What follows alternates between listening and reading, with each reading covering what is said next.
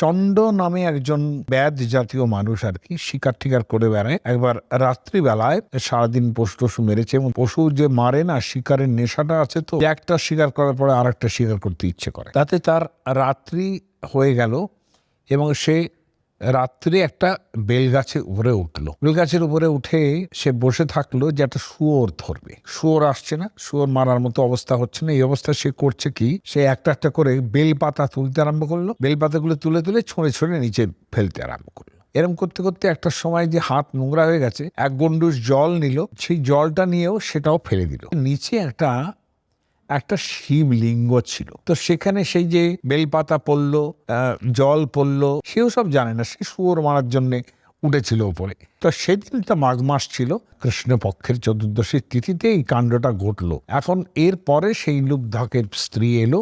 স্ত্রী এসে সারাদিন খাওয়া দাওয়া করতে পারেনি।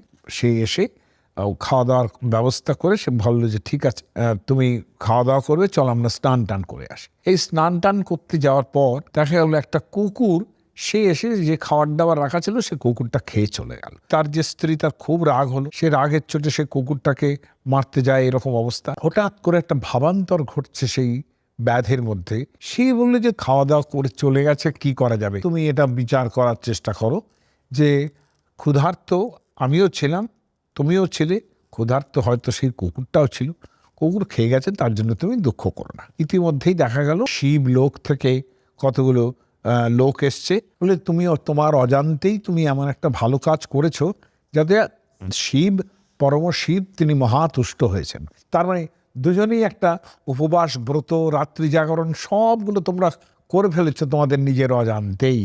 তার সঙ্গে শিবের মাথায় বেলপাতা পড়েছে, জল পড়েছে, এতে শিব মহা সন্তুষ্ট হয়েছেন। অতএব তোমরা শিবলোকে চলো, সেখানে তোমার সঙ্গে শিবের দেখা হবে। একদম এমন একটা উদাহরণ দেওয়া হলো প্রথমেই এই পুরাণের মধ্যে, যে সে একজন জাতিতে ব্যাদ, নাম চণ্ড, চণ্ডাল, এবং কখনো এই লোকটিকে পুক্কস বলা হয়েছে।